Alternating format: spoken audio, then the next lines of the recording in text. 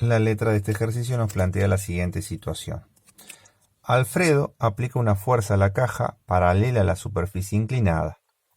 Si la masa de la caja es de 50 kilogramos y Alfredo logra subirla con velocidad constante, es decir, que si la velocidad es constante, entonces la fuerza neta es 0, ¿sí?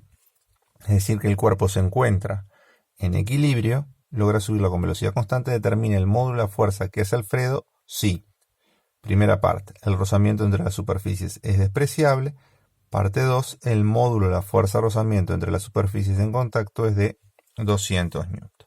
Primero vamos a realizar un croquis de la situación. Tenemos en cuenta acá que el ángulo que nos dice que se forma con la vertical es de 37 grados. Con la horizontal, perdón. Vamos a representar en forma aproximada el centro de la caja y a partir de ese punto vamos a representar vertical y hacia abajo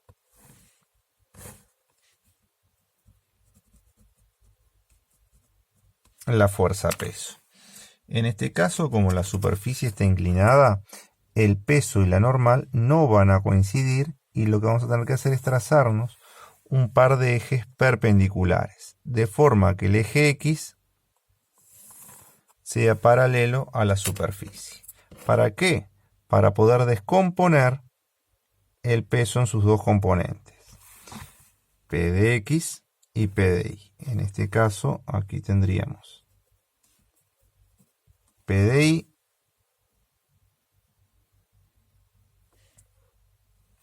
y aquí tendríamos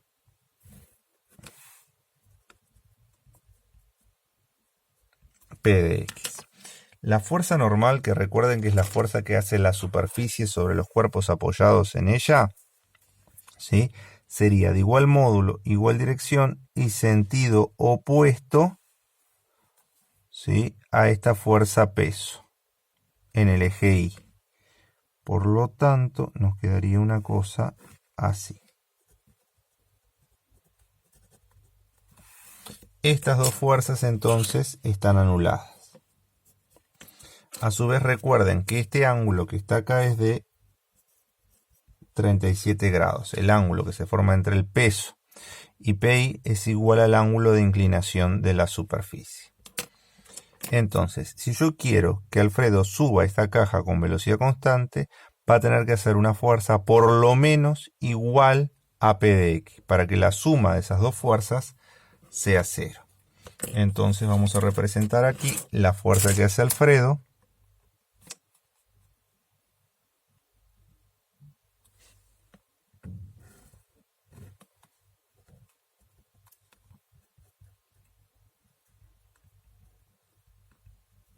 que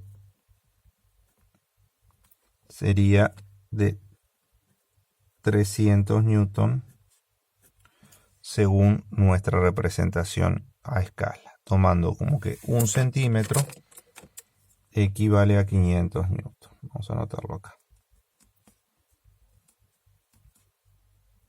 Perdón, 1 centímetro equivale a 100 newton.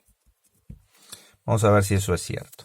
Ya habíamos mencionado en ejercicios anteriores que podíamos decir que el peso en el eje Y en módulo lo podíamos determinar como el módulo del peso por el coseno del ángulo y que el módulo del peso en el eje X podíamos hallarlo como el módulo del peso por el seno del ángulo. Bueno, vamos a aplicar esto para nuestra situación.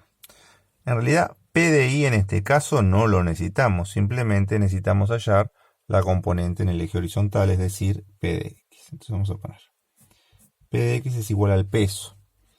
El peso, recuerden que es la fuerza que ejerce la Tierra sobre los cuerpos próximos a ella. El módulo lo podemos calcular como la masa por la aceleración gravitatoria.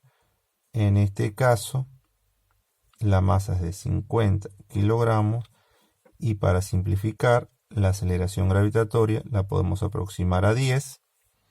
Así que nos quedaría que el módulo del peso es de 500 newton. Por eso esta fuerza peso la representamos de 5 centímetros. Vamos a poner 500 newton por el seno de 37 grados, así que P de X nos quedaría 500 por el seno de 37 grados y nos da 301 newton. Nos equivocamos en el trazado por 1 milímetro. ¿Sí? O sea que la fuerza que hace Alfredo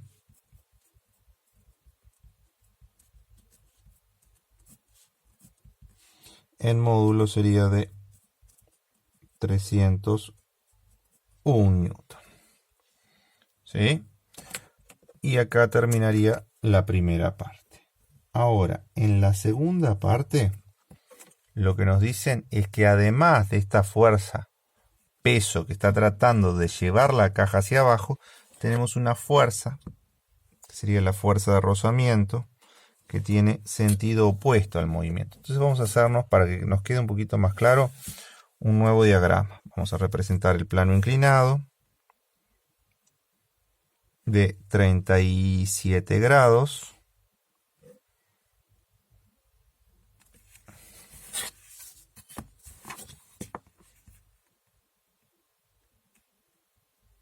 Vamos a rectificar la medida, 37 grados.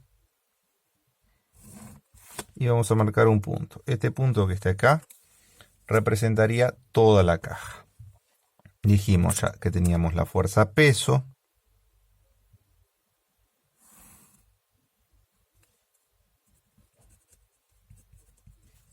que teníamos que trazar una perpendicular a la superficie para usar los ejes. Este sería el eje Y y este sería el eje X.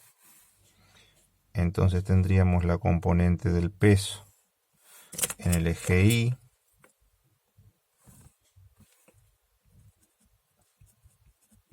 P de Y, este ángulo sería de 37 grados. Tendríamos también la componente del peso en el eje X, P de X. Trazaríamos la fuerza normal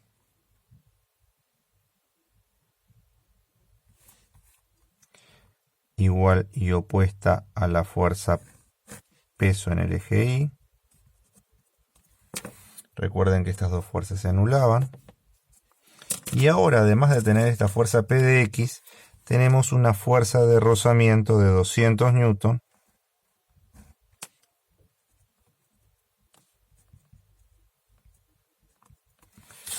Bueno, ¿cuánta fuerza tiene que hacer Alfredo para que esto se mueva con velocidad constante? Para que se encuentre en equilibrio, una fuerza de igual módulo al conjunto de estas dos.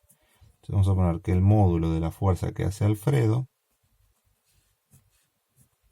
es igual a la suma en módulos de P de X y fuerza de rozamiento. La fuerza que hace Alfredo en módulo en este caso es P de X, que ya lo teníamos, que era 301 newton, más la fuerza de rozamiento, que era de 200 newton, que la daban en la letra. La fuerza que hace Alfredo es de 501 newton. Si vamos a representar esto, nos queda de unos 5 centímetros aproximadamente, porque no nos daría para representarlo por la escala. Vamos a representar en este caso. Esta es la fuerza que hace Alfredo. Y con esto quedaría pronto la parte A y la parte B de este ejercicio, que son muy similares. En este caso hice un segundo diagrama para poder explicarlo, pero que no sería necesario. Bastaría simplemente con razonar que la fuerza que hace Alfredo, el módulo tiene que ser igual al peso en el eje X más la fuerza de rozamiento, porque irían los dos en sentido contrarios al movimiento.